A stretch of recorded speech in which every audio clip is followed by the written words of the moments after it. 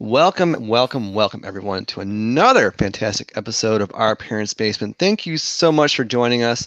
I can't believe, once again, here we are, Thursday evening, and yeah, I can't tell you how much I look forward to doing this every week. Usually, with every show, we have some research done, and we have some charts and graphs and notes taken, and you know things written down, but tonight we're going to try to wing this topic. A lot of us are going to be going from memory and just doing quick glances at, articles here or there from the interwebs. Yeah, so it's going to be an interesting but still fun Our Parents' Basement episode, and I am very, very excited about it. So thank you for joining us. I am Philip, and with me this evening we have Charles. Charles, how's it going this evening for you? Okay, for the most part. Had my calculus exam, but I'm not going to talk about that. Oh, I was going to ask you how it went, but we won't get into it. It didn't. All right. I put my name on there, and so that shit, I'm like, oh, fuck. Well, no worries. Glad to have you here, and hopefully, some time with the basement dwellers can get rid of that stress level. Hopefully. Yes. And we also have Jason, but I call him Turf. And Turf, how are you this evening? Man, I am well. I'm happy to be doing this again. I'm excited for tonight's topic. Maybe we'll see how it goes. But yeah, things are going great. Things are sweet. It sounds like they're going great. I'm glad to hear that. Well, before we get into it, yesterday or the day before? Yesterday was your birthday. So happy belated birthday from OPB, first of all. Thank you. And second of all, how was your birthday? Man, it was for the first time in my life, somebody celebrated not just my birthday, but a birthday week. Birth week, maybe? Yeah, that works. Anyways, it started a week before, or February 1st. My lovely lady, and she did something for me every day, and it was really unexpected and very it was really nice. I really enjoyed it. So we had a good time. We got together for supper, and somebody made me a lovely strawberry cake, which was delicious. Ooh, that sounds good. Fettuccine Alfredo, her homemade fettuccine Alfredo, her chicken fettuccine Alfredo. That was my favorite. So we had that. Life's just good, man. It was really nice. You got to see a lovely picture of me on the Face World that Ange put up. So was rocking my running belt. Yeah, I thought it was a fanny pack or a running belt. Definitely not a fanny pack. It is absolutely a running belt. Okay. Because there's a difference. Yeah, it's the difference is more of attitude than actually anything else. I'll tell you what, after being a gentleman that has rocked the running belt, anybody who doesn't have one is living in the past, man.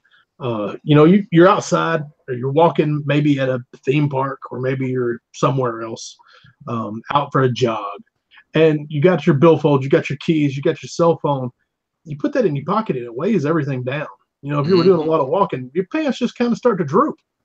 You can only tighten your belt so much. So you slide all this in your running belt, you cinch that dude up, slam the zipper closed, you're good. It's comfort, it's convenience, it's all in one happy little place. And I think people need to rock it, man. It comes in a variety of colors. There's pink and green and blue, and yours was tan, I believe. It was orange. Orange. Okay, my bad. Yeah. Lifeguards have them. Indiana Jones he had a satchel, but still, it's I thought satchels were the ones that came around here. It is, but just come on. This thing, it's the utility of it, man. I think it's kind of a mark of getting old. You don't care what anybody thinks about you as long as it works. Yeah. So that's it's the utility of it. I think the world needs to give the running belt a second look. It's not just for tourists and people that don't care. Yeah. And how old did you turn yesterday? Oh man, 35? I'm actually 37 now. 37. Yeah, 37. Think about it for a second. Too old to be having a show talking about video games. But no such thing. Okay, maybe. It's too old to know better, but still too young to care. Hence the running belt. That's right. But yeah, things are, man, yeah, my life is sweet. I can't even complain. Well, good. Well, I'm glad to hear all that. Happy birthday again. Glad to have you. And yeah, with that, I guess we could try to get into this topic. Now, usually in our parents' basement, we will cover a console. We'll go through the history of it, some of its games, pros, cons, that sort of thing. Other times, we will go to a console's generation. I think during one episode, if I'm not mistaken, we did a little bit of compare and contrast with the Super Nintendo versus the Genesis. I forget what generation that was exactly, but the Turf's Like counting in his World War head. II is the greatest generation. Yeah. I love both those systems, but yeah, we kind of just all went around the table and tried to, figure out what Sega did better, what Nintendo did better, that whole thing. So tonight we're going to try to follow that trend, and we're going to discuss the Sony PlayStation versus the Nintendo 64. But you know what? Actually, no, we're not. We're not going to discuss it. We're going to proof positive show you that Nintendo 64 is a superior console. Now, I say that because I'm arguing the side that the Nintendo 64 is the superior console. Now, Philip, he's going to try to make a weak argument that the PlayStation's better. I love Sony. Wait, hold on a second. We got to start this debate off nicely and be cordial. Oh. You're going in there and just bashing it already. So, I'm the neutral party here. I'm the moderator. Because, I have not too much experience in Nintendo 64. I don't have too much experience of the original PlayStation. So, I know, Turf, you are the Nintendo 64 fan, and Cash, he is the PlayStation fan. So, both systems were from the same generation. That's correct. The PlayStation did come to the market first, if I'm not mistaken. Oh, first. Numero uno. Hey, man. What? It's just like in the bedroom first does not count. Nobody needs to be first. Hey, we like the song by the country singer who I can't remember. I loved her first. Well, I mean, PlayStation came first. Now depending, yeah. A little too soon, too. Yeah. So when did the 64 arrive on the scene? It would have been okay. PlayStation 1. The PlayStation, Sony's inaugural launch into the console world came about in the North America September 9th, 1995. The Nintendo 64 did not come along until September 26th, 1996. So, PlayStation and Sony had a full year head start. You think they could have got more done. Oh. And what did this... I can't do this. What did Nintendo exactly get done when they arrived? Probably the best 3D platformer done yet. Pilot Wings? No, that was actually what I was referring to as Super Mario 64. Love it or hate it. It probably is. They got the camera right finally on the 3D platformer. They got the mechanics. They got the controls that are still super tight. Even compared to games today, they're still super tight. They did it right. Well, they jumped on the scene that year later. Pow. Mario 64. Visual aids. Damn. Oh man, I got visual HIV. There's a pill for that. So Mario, go ahead, Charles. You're the moderator. You go ahead. So Tripsy, he did say Mario 64 is one of the best 3D platformers. Are there anything that could compare with the PlayStation? 3D platformers. This is going outside my comfort zone, but for the PlayStation, I will try my darndest. I guess you could say we had Spyro the Dragon, little cute purple dragon that could breathe fire and headbutt things and barbecue lamb to lamb chops and collect shiny jewels. And they made how many sequels to Spyro the Dragon? I'm thinking 2, 3, and a bunch of spin-offs. 3 sequels, and then they had the whole Skylander spinoff. Yeah, that whole Toys to Life craze came out of Spyro. And you know what? I'm not a complete hater. Spyro is something. It's a game, and it's actually pretty fun. My kid had a lot of fun with it a few years ago when I came up with one. So, I actually didn't like it too much because it made me dizzy. So, but that's besides the point. And Equilibrium be damned. the other one that immediately comes to mind, I'm not sure if this is 3D or not. Crash Bandicoot. You can move left and right. You can move up and down, but you Crash can't move Bandicoot. diagonally. Crash Bandicoot. Sony really wanted a mascot. I Nintendo had know. Mario. Sony really, really, really wanted a mascot. So they said, "Hey, we're gonna find is it a marsupial? I don't know what he That, is. So. nobody knows what a bandicoot is, and we're gonna make him our mascot." Sonic or Sega had some luck with that with a hedgehog. Mm-hmm. So we're gonna try it with a bandicoot. A band of what? Yeah. I don't think that mascot even really ever stuck. And kind of like Spyro, I don't really care for Crash's games, not because they made me dizzy, but Crash Bandicoot games were really Wow, it's cold. hard to. You good, Turf? You good? Yeah, I'm good. I just had somebody call me in the middle of this, so That's sorry. okay. I thought it was important. The Crash Bandicoot games, they're just really, really difficult, unnecessarily difficult. There's Nintendo Hard, then there's Crash Bandicoot. I mean, where's the fun in that? I'm with you on that. I think the Crash games, they have a following. Some people like them, but no, they're not good. They don't hold up. Mario 64 is still, even if you don't like the early 3D graphics, it's still fun. My buddy Norman, the gaming historian, has been playing through Mario 64 on Facebook every afternoon at 2:00. So if you want to watch somebody let's play or I guess it's maybe not a let's play, live stream Mario 64, check out what Norm's doing on Facebook. It's pretty cool. Now,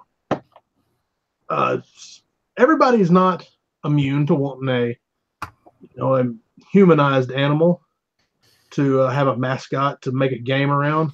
Well, let me tell you what. This game is not only extremely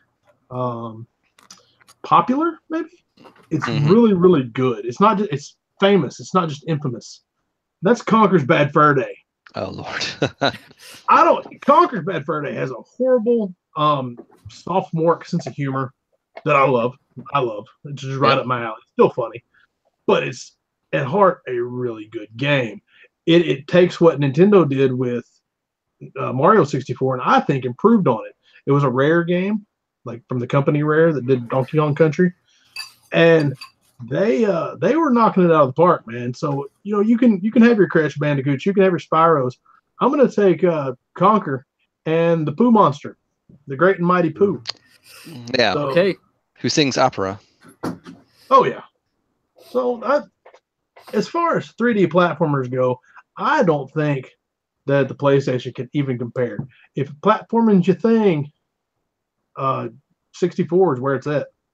I'm almost inclined to agree with you there. Yep. Okay, so for 3D platformers, okay, we're good. We agree on that.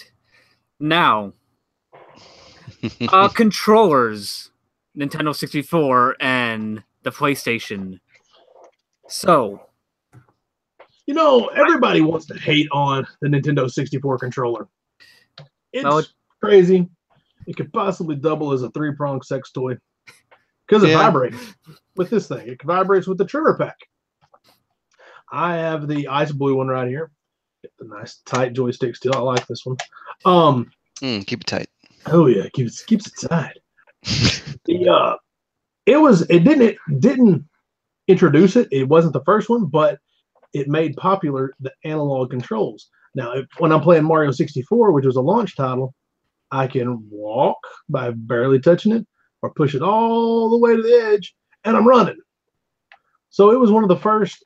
It was what really took advantage of the analog controllers and made them popular. Okay. Well, for me, I'm all about comfort. And while I will give the 64 points for being creative with their upside-down trident controller, I love the comfort and stability and durability of not just the original PlayStation controller, but then the DualShock controller.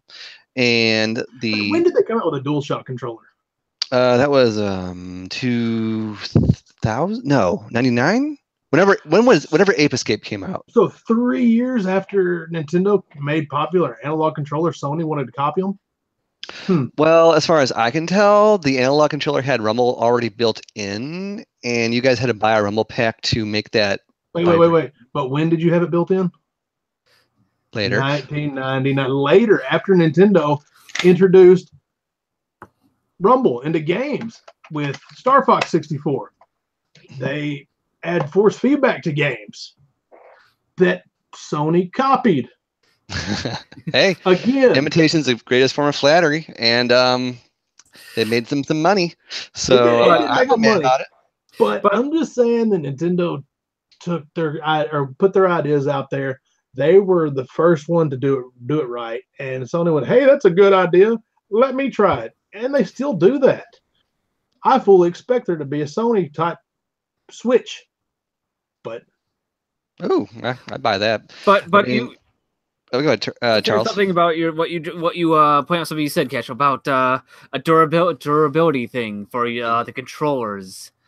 For a original PlayStation controller, what are the chances of that being fully functional today, not having to be repaired or cleaned, and still be working fine? New or used? Used one. I think the chances are very high. They are sturdy little mofos, and those beautiful shapely buttons of a triangle, square, circle, and X of various colors are still beautifully painted for all eyes to see. I will concede the joysticks wear out on the Nintendo 64 controllers, but that's mainly because of use. Because of Mario Party too. And because of Mario Party. Mario Party's an outlier. The joystick does wear out, but at least a Nintendo 64 controller is worth repairing. Well, it would be if it had some good games to play with it. Well, we already went over the 3D platformers. Sorry, Charles, I'm getting out of line again. We went over the 3D platformers, and how did that work out? Point Nintendo. There we go. Yeah. So. All right. Well, then I tell you what. You want to talk games? We will talk games. Games. And now what's one of the most popular genres of games today? The Call of Duties, the Dooms, the whatevers, the first-person shooters, FPS? right? Yeah. Well, let me tell you a secret. Who was the first one to get the first-person shooter right on a console? Ooh, GoldenEye, good times. GoldenEye, what the heck? Yeah. Wait, what was that? What did you say? Did you say good times there, Kish? We do have that. We do have that recorded, and it is recorded into the transcript. Tell you what. GoldenEye took the first-person shooter that had been stumbling. It wasn't very good in consoles. Like PC games, they had it right. They had Doom, they had the Wolfensteins, they had all that. But anyways, GoldenEye did it right. They did it right, and took him a few tries because of Turok and Turok. There was Turok, and Turok sucks. But GoldenEye, it popularized. It made the multiplayer first-person shooter popular on consoles. Mm-hmm. Which brings me to another point. Okay. How many control ports were there on a PlayStation?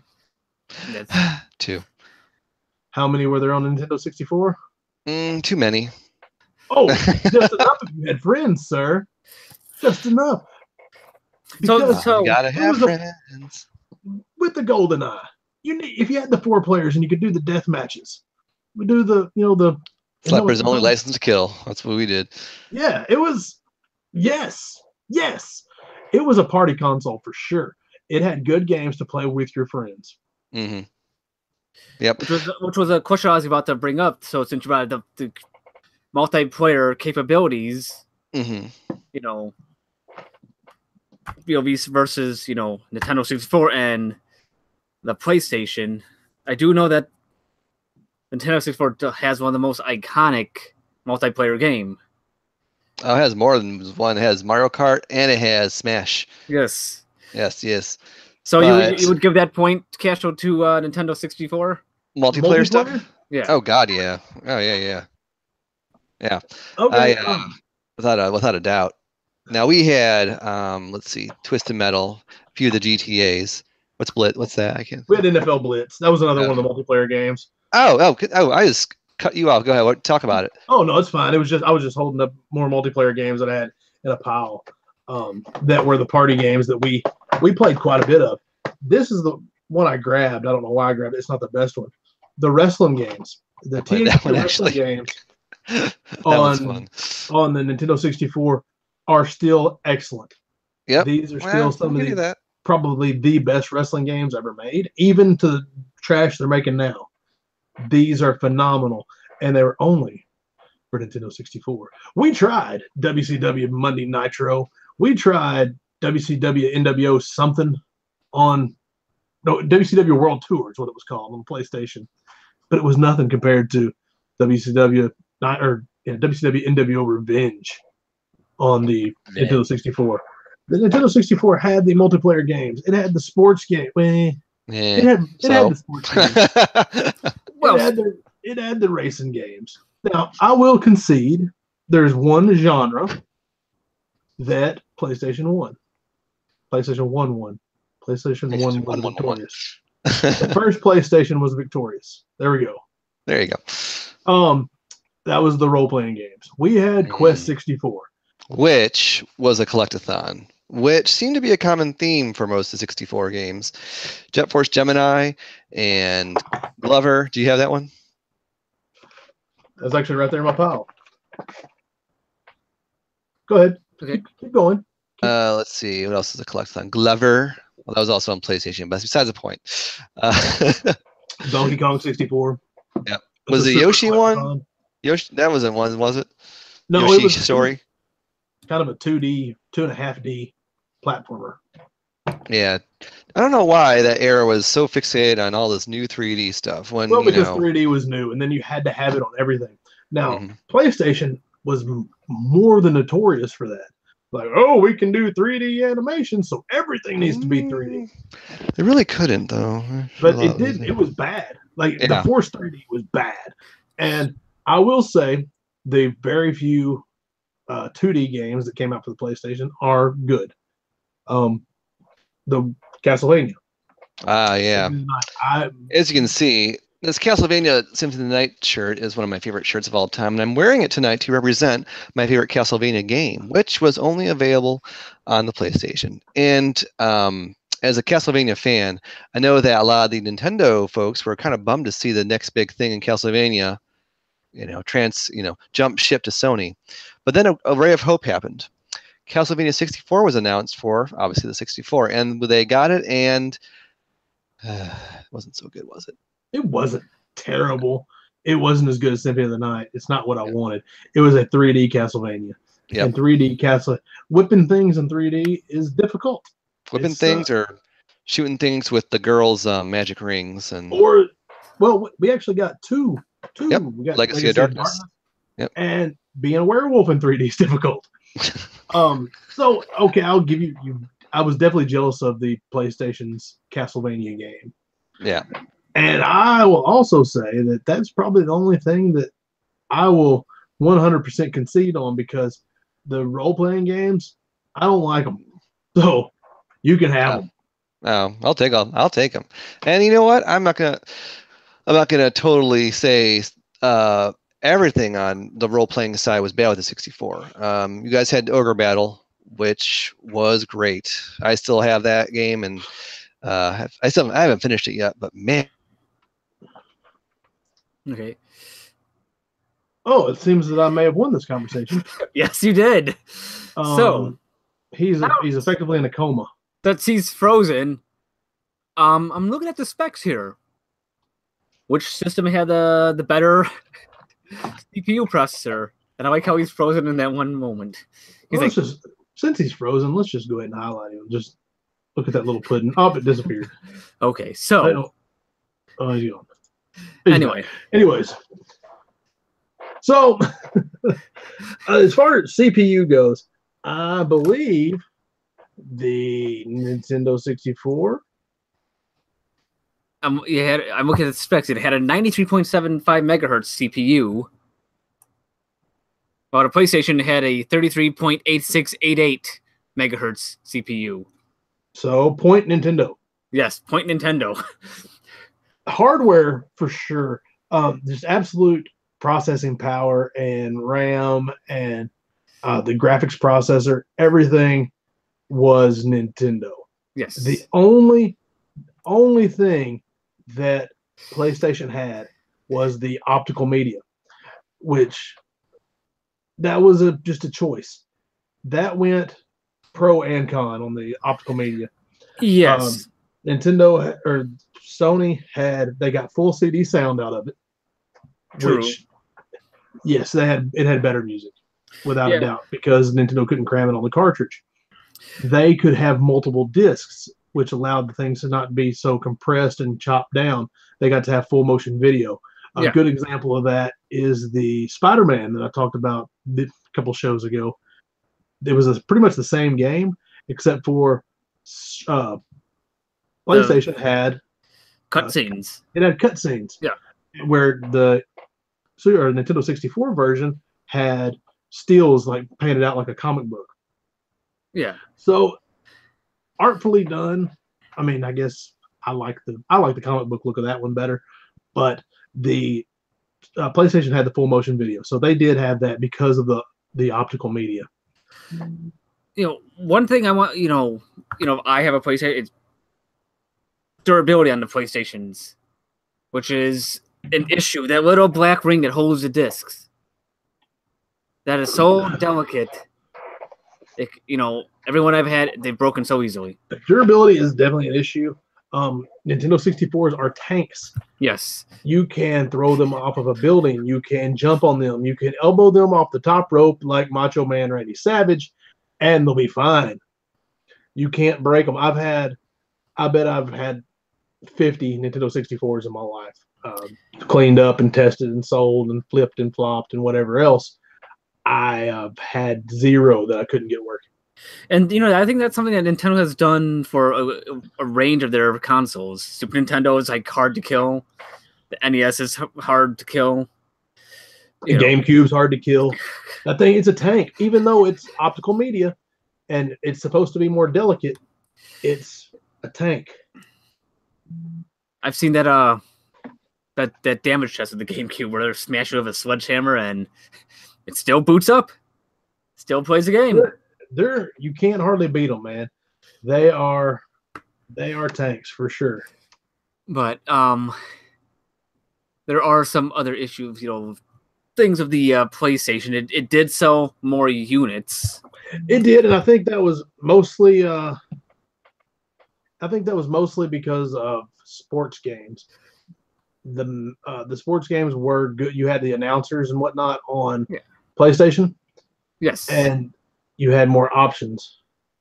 So I think the Maddens and the In the Zone, that was me and my buddies played a lot of basketball games. Mm-hmm. And they had one called In the Zone. Excuse me. That had an announcer that would say, of course, he mispronounced a lot of the names, like Latrell Sprewell. It was Spurl for 3.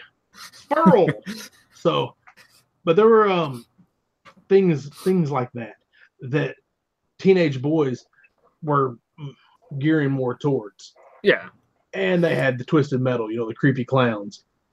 It was built more towards kind of the edgy thing, just like Sega did against Nintendo. Sony did the same thing. They said, we're going to make an edgier console. We're going to gear this thing more towards teenage boys as opposed to kids and families. Mm-hmm. And that's kind of what they did. And it worked because the population or the consumer base was getting older. Yes. And the PlayStation only came out because of some backstabbery. That's true. It was the brainchild of Nintendo and Sony. They put it together and they were going to make the Sony or the Nintendo PlayStation. Yeah. And things didn't work out and people got their feelings hurt. So Sony made their own. Yeah. And the whole story about how that happened, it was like at a CES show or something like that. And yeah, Sony found out the same time as everybody else. Yeah. It's like Sony had it there, but all of a sudden, they're like, what? wait, huh? So we have to take a point away from Nintendo for that backstabbery. No, we're not. That doesn't have anything to do with who put out the better product.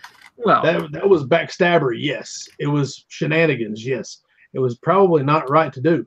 I agree, but that doesn't have anything to do with the price of bananas in China. But what if that didn't happen? What if the Nintendo PlayStation actually did get made? Well, then we wouldn't be having this conversation. Yeah, true. Where would have the video game industry have gone? That's, what would have happened? But well, let's see. What else? What are some other things? Well, maybe Philip will show back up in a minute. His internet died and he's coming back. Yeah, but that's the beauty of doing this thing online, is that we're at the mercy of internet service providers, and they can take a dump at any moment. Yes, it happens sometimes. But like, I don't know. I'll throw this question out to you. The best-selling games for Nintendo 64 and Sony PlayStation, Super Mario 64 for the Nintendo 64, which you already say is a great game, to a Gran Turismo for the PlayStation. What's the question? Which one's better? Well, besides, which, if you had it, besides, well, yeah, that's the thing, Well, I'll tell you what, I'll give you a good gauge of which one is better. Is if you go to a game store and you see a copy of Gran Turismo, yeah, how much do you think it's going to be? Not too much, I don't think. $2, $3, $5 tops. Yeah. It's 2-disc game, so they might say it's going to be $5.99. You get a copy of Nintendo or Mario 64. What do you think that's going to run you? About $20, $25. Yeah, yeah. So that's a pretty good indication of which one is more sought after now, which one's more fun. Okay. I think good point. That's just my argument on the case. Yeah, I'm just looking at the sale. Super Mario 64 sold more copies than Gran Turismo by like 1 million. 1 million is that more. It, really?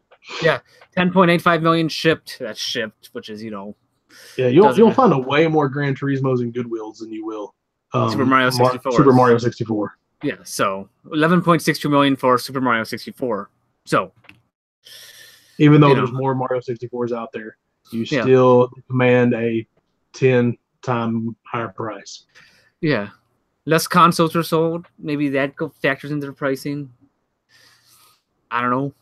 But 32.93 million units worldwide. I know that I've bought a PlayStation for $3. A working PlayStation for $3. I had, of course, that's not a good argument because I probably bought a Nintendo 64 for $5 or $10. Okay. So that really wasn't a good argument. Never mind. Just don't worry about me.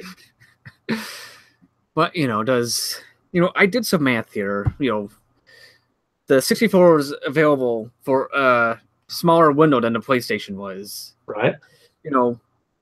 We did some little fuzzy math, It's not actually scientifically math, but, it's...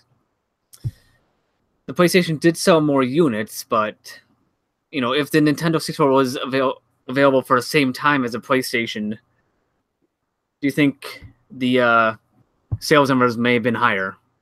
No. I think by the time that they both quit, it had run its course. Okay. I think when the GameCube came out and they said sayonara to the Nintendo 64, I think it was time. Okay. I think when the PlayStation 2 came out, the PlayStation 2 smoked everything because it was a for real leap in technology. Okay.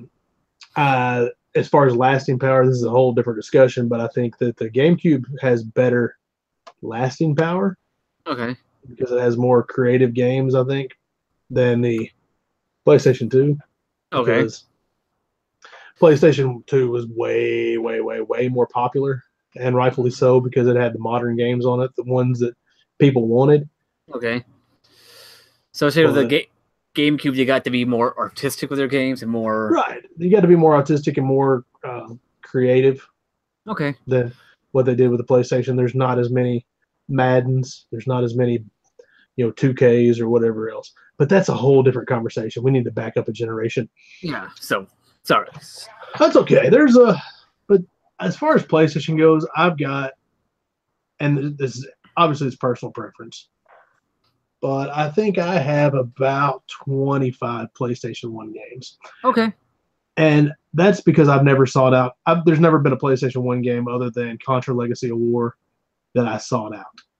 Okay. I'm looking for Castlevania Symphony of the Night right now. Okay. Because I want to play it. But there's not any other PlayStation games that I want to play.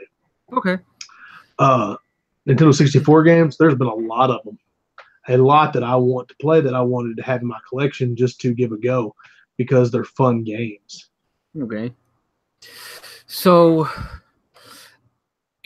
for variants of consoles, I know the Nintendo 64 they came out with, I don't know how many different colors about. Well, I guess we could go through it. There's the Atomic Orange. Mm-hmm. There is the Watermelon Red, Grape Purple, Ice Blue, Jungle Green, the Toys R Us Gold, the Original Gray, the Smoke Black. Is that every one of them? I think that I'm not sure. Eight? I think oh, about Pokemon 8. one. The Pokemon. Which that's not a cheap one. Pokemon one. It's really not that bad. Yeah. The controller's what's expensive. Okay. Yeah, I looked at that box. That's where I got that controller I showed off earlier. I have a box with all the colors in them, and I just don't have anywhere to display them because, like I said earlier, I'm out of room. Okay. So I had them all. I was going through them. And, man, there are a lot of different colors. Got them all. But the gold one. In the PlayStation, they had different variants of the console, but they all pretty much looked the same. Look at the front, they just had different audio connectors. Seems like it. There are several different versions of the PlayStation. There's actually a few years ago, I sold stuff at Retropalooza for years, and I had a bunch of PlayStations. I had a dude come through there digging through, looking at every PS1 that I had. I finally asked him, "Man, what are you looking for?" So I'm not gonna not sell it to you if you find it, but what are you looking for? And he's like, "Well, I'm trying to find every model of these PlayStations." There was little differences in hardware. Yeah. There was the big one, obviously, is being the audiophile version. Supposedly, yeah.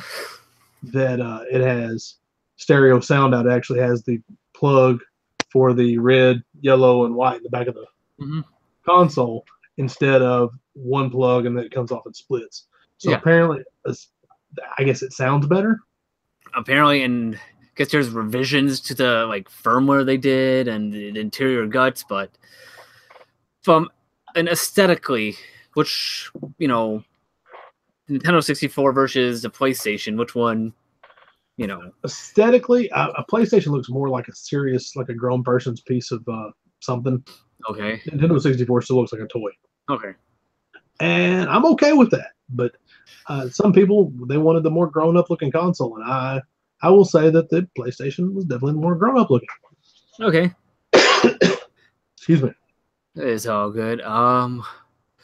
Let me see here about but then they. Well, I mean, there's the biggie. As far as the processors, Nintendo 64 was a true 64-bit system. Okay. PlayStation was a 32-bit system. Okay. That's twice the bits. So extra bits. So the PlayStation was just like a glorified Sega 32X. Well, I don't think that's the case, but for Nintendo fan, I'd say that. No, I don't know. And then see, as far as RAM goes, the PlayStation had 2 megs of RAM, and the Nintendo 64 showed up with 4 megs of RAM, just right out of the gate, with the option of adding 4 more through the expansion pack. Yeah. Okay. So that's a whopping 8 megs of RAM right there. Now, the big one is the optical media versus the cartridge. Yes. Which the cartridges were far more expensive to make. True. Wait, he's back. Okay. Can you guys hear me okay? Yeah. Yes. Okay. If you or someone works for Xfinity, I hate you. I fucking hate you, and I hope you die. All right. And I don't care if you have. I don't care if. Oh, my cousin and my aunt. She works for Xfinity. She's lovely. Fuck her. I hope she dies too. Fuck this shit, man. All right. So what were we talking about? Whoa. Well, Casual now dropping he's- the F-bombs. That rarely happens. That's like Direct new rage, ground. man. I apologize.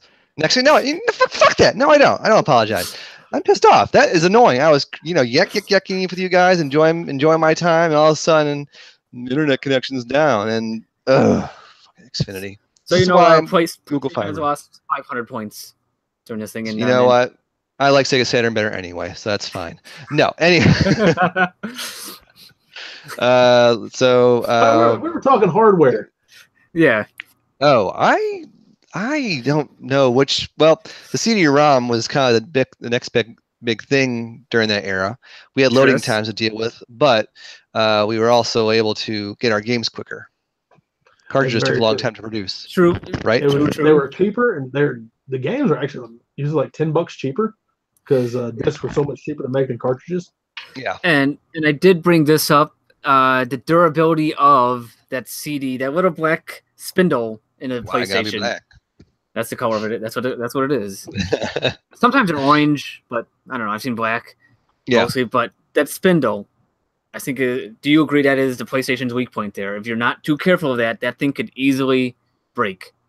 Really? I never heard that before. And this is just me being for real. I never heard of it being fragile. We always took care of our stuff though, and when you turned off a game, you would open the tray, you would watch it spin. It would eventually slow down, then you pick up the disc and put it back in its case, put the case back on the shelf in alphabetical order, of course. That's what I did. Maybe everyone else wasn't so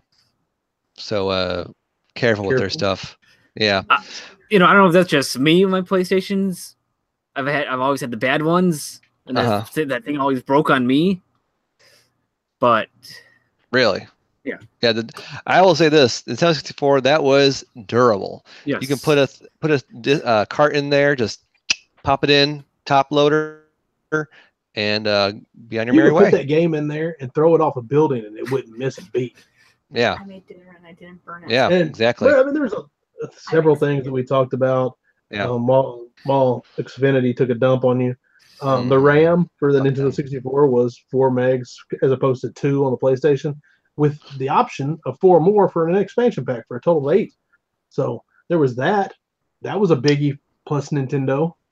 And also, what's that mean? I'm not sure. That means that random access memory. That's more stuff could happen at a time. Yeah. Okay. Yeah. The games I played a lot of 2D games, and I didn't experience too much slowdown with those. Now the 3D games, I'm trying to think back. I don't know. I didn't really feel. Is that what that means? Like slow down? Like. Well, it would mean slow down, but the programmers probably made the game so there wouldn't be slow down. They just didn't allow more things on the screen because they didn't try to push the envelope. Gotcha. Okay. Yeah. So Nintendo, the processor was faster than the Nintendo 64. Alrighty. We did that a while ago. We did the PlayStation sucks. That was part of it while you're gone. But does it though? Yeah. I think it does. I'm neutral. No. Well, can't say. I'll tell you what. One thing that we had while you're gone, and this is just me being snooty. The highest selling game for the PlayStation PS1 was Gran Turismo. Oh, cool! I did not know The that. highest selling game for the Nintendo 64 was Super Mario 64.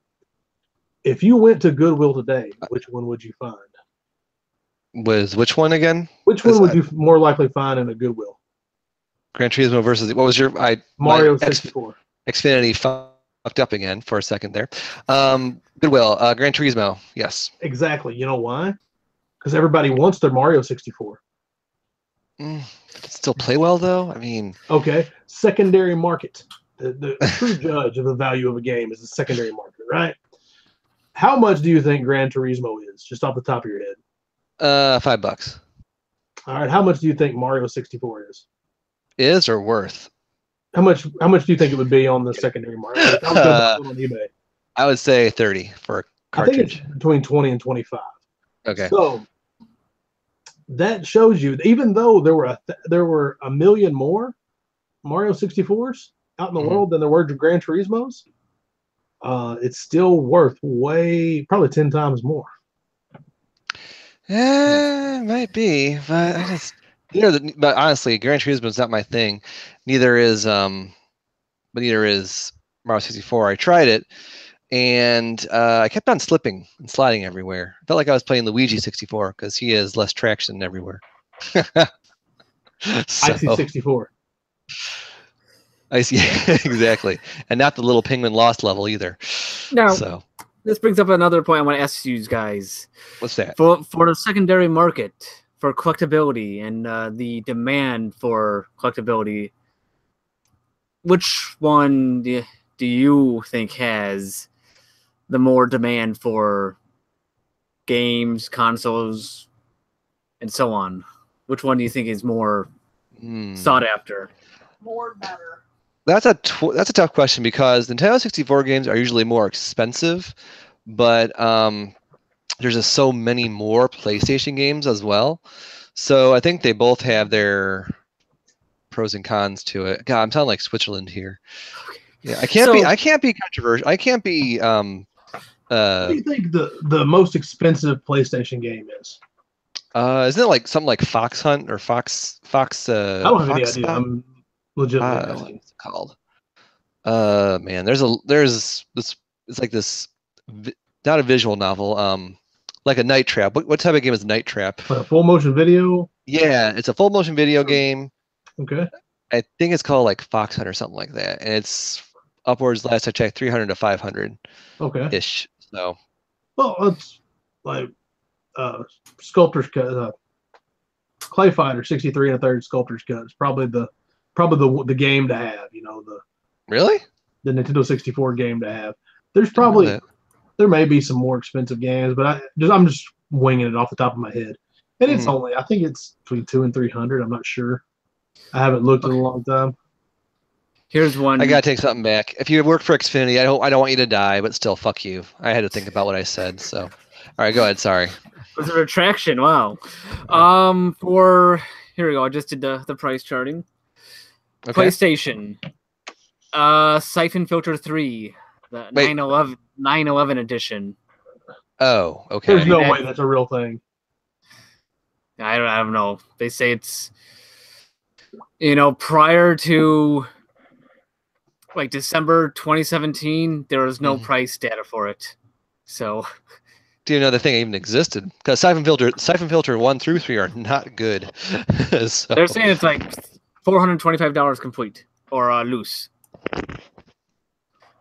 Wow, that's pretty high. But okay. Let's see, Starblade Alpha long box. Starblade. Oh yeah. $99.99 loose or $124 complete. What's that game called? Fuck something. Either way. The game's called Fuck Xfinity. No. I programmed that game. I'll tell you that much right now. So I'm not sure then, honestly, which is in more high demand. I think now the big focus when it comes to collecting is on PS2, GameCube, and Xbox generation. So I'm not sure. I think you're right. For a while, I was buying Xbox games because they're cheap and easy to find. And now I can't find Xbox games anymore. And I've been trying to buy an Xbox because mine disappeared in a thing that happened in my life. So I've been trying to find one, and I can't find one. I used to you trip all over them. They were everywhere, and they really are. And now you can't find one for less than like $50. It's crazy. Yep, it's the collecting idea has shifted to that next generation. Crazy. Okay, but like I said, we got to back up, and I've got to prove some more points. Let's see. PlayStation did have the full CD sound. We talked about that. Yes. And the full motion video. So it works as a CD player too. Yes. And a lot of the games you could put in a CD player and they would talk to you and say things. Yeah, they'd play the music in a CD player. I've done that. So, talk about, quality of games for each system. Oh man, I mean, I I'm very, very biased because, as the RPG person, I have nothing but I'm swimming in quality. Like if quality were gold coins and I were Scrooge McDuck, I would dive into it and, spit out quality after I arose from the surface of the quality. You get where I'm going with this, right? Woohoo! DuckTales. Lots of quality. So, for percentage of quality, let's put it that way. Oh, well. Because the PlayStation did have what? I think it had 1 million games. 2,551 games released for it. Jeez. Lord. So how many of them, what percentage of them were good quality? 1. Oh, man. Less than 1. 2,000? I don't know. I would say... I'm not sure. Honestly, I'm not sure. I have no clue because I don't know what half of those games would be. I mean, there's so many sports and racing and kids games. Like there's a Rugrats, a Tiny Toons, a Rocko's Modern Life, all these Nickelodeon games, and just like there's so much stuff that none of us would have any interest in. So I'm not sure what percentage it'd be. And it looks like there's about 388 games released for Nintendo 64. So, oh wow, PlayStation had a bigger library. Nintendo 64 looks like they had a smaller library. Nintendo 64 definitely has more classic games, more games that will stand the test of time and still be good. Smash is still fun. Mario Party is still fun. GoldenEye is not fun. Star Wars Rogue Squadron is still fun. The wrestling games are still fun. Mario 64, for some people, still fun. Not me particularly. Conkers is frustrating, but the humor still makes it fun. Hilarious. Yeah. Tony Hawk was on PlayStation as well, so I'm not going to count those. Paper Mario still fun. Paper Mario. Oh yeah, that game is so cute. See, Banjo-Kazooie is still fun. All these games. Is? Yeah. Was that? What am I thinking of? That wasn't. I'm thinking of that new one, Ukulele or whatever. Yeah, there was a Banjo-Kazooie on Xbox 360 too, and I don't know if it was good or not. I never played it, but it's very Mario 64-ish. Mm-hmm. It's a good 3D platformer if you like the 3D platformers. Sure. Yeah, that makes sense. Sense. I'm going to say lasting games, Nintendo 64. I'm still going to go PlayStation because while there's a lot of, you have those classics, I mean, I'm just going to peruse my VGCollect.com collection. And VG Collect is a wonderful website where you can catalog and categorize all your games and game accessories. That's VGCollect.com. Ding. I have, according to this, 60 games that came out on the PlayStation to the United States, North America PlayStation. And I enjoy each and every one of them, or have enjoyed each and every one of them. So 60 is a pretty big number, I think. Okay. No, I'm saying. But 60 is a small percentage. 60 is a fraction of 2,000. So. Well, let's say this then. Does the 64 have 60 quality classic games? Does it 60? Probably not. I'll be honest with you. Probably not 60 quality games out of that 300 and whatever. There's probably, I'd say, 20 to 30 that are still very good and very playable.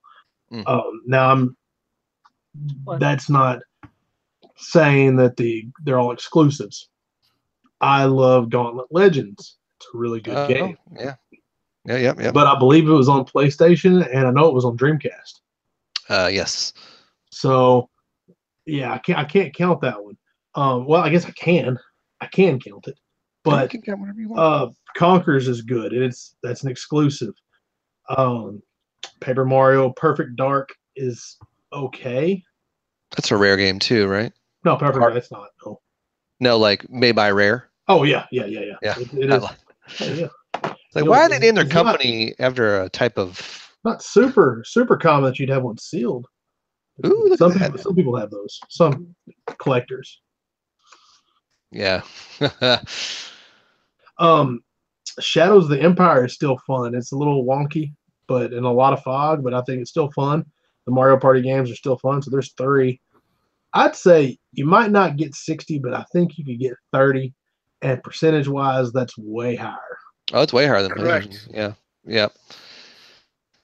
Yeah. So there you go. Well, There's what about this? We're getting close-ish to time, but I think the biggest thing for me and why I'm always Team PlayStation is third-party support. And I think that's what ultimately made the PlayStation the better or the best of the three, not just the 64, but you put the Saturn into that mix, the best of those three consoles.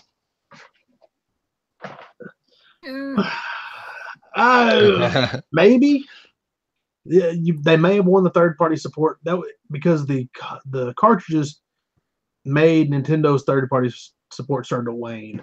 They lost Square Enix because they wanted discs to not have to compress stuff. Mm-hmm. Square wanted to be able to put things on multiple discs, so they did. They lost that, but they didn't lose. They still had EA. They still had I don't know, like Neversoft, Acclaim. I guess Neversoft was a studio. Acclaim was a publisher. I think they still had plenty of third-party support. They had the ones that counted. I mean, obviously it was a hit to lose Final Fantasy, but you take what you got, you know. Yeah. I can get you that. Well, Charles, you've been moderating this whole time. I guess, how do you feel about this debate? Well, I think there's only one winner that I could go for this, and that'll be the Sega Dreamcast. You know what? I've been playing more and more Dreamcast lately, and I might agree with you. Love the Dreamcast. I definitely call it. Just popped in Crazy Taxi for a little bit, and some crazy money. Yeah, I love it. It's not the same There as the you go. arcade version, of course, but so in the fight of Nintendo 64 versus PlayStation, the Dreamcast won. Yes. Yeah. No wonder you couldn't pass a calculus test. That doesn't math very well. Yeah. That's why I didn't do too well. My thing. I'm sure you did fine. I want to thank you for moderating, and I want to thank Turf for playing the part of Nintendo 64. Team N64, and I like playing the part of Team PlayStation. And I want to apologize for Team N. What the hell are you doing? I'm making Nintendo gang signs and it's not working. Oh, an N. See? There. There you go. And what's funny about that, and it looks like, you know how the Nintendo 64 logo had like those diagonal ends. So that was well made. And I also want to apologize to our listeners and our viewers for my absence. Xfinity, you suck, and I hope you die. Just not the people who work there. You guys can live. Xfinity. Yeah, I can't even speak because Xfinity already died while we were trying to make this show. What are you talking about? Shit. Fuck you, anyways, Comcast. We are about out of time. And I'm going to hand the floor over to Turf, and he is going to tell us our closing stuff. So, yeah. Well, I'll tell you what. If you enjoyed this episode of Our Parents' Basement, look right over there, or you can find 87 other episodes. 87 hours of these chuckleheads mouthing. So that's cool. But with the real gold of this comes the audio only version of the podcast. You can take it with you anywhere you go. Download it to your mobile device. iTunes, Stitcher, Google Play, iHeartRadio, Spotify, SoundCloud, TuneIn, you name it, we're there. And if we're not there, we will be. Just let me know. Mm-hmm.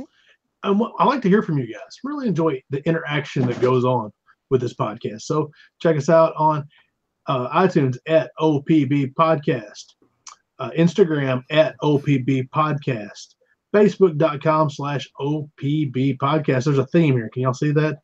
You mean Twitter at OPB Podcast? Yeah, whatever I said. Twitter at OPB Podcast. Not iTunes at OPB Podcast. Oh, yeah, well, we were probably there too. I don't know. iTunes ratings. Rate us on iTunes. That's fun. So do all that. Check us out. Say what's up. Drop us a line. We love hearing from y'all. And that's about all I got, man. Thanks for listening. Thanks for arguing, gentlemen. Thanks for moderating, Charles. Oh, you're welcome. Fun. And hopefully we'll see y'all next week. All right. We'll be back next week with a new episode. Take care, y'all. See ya.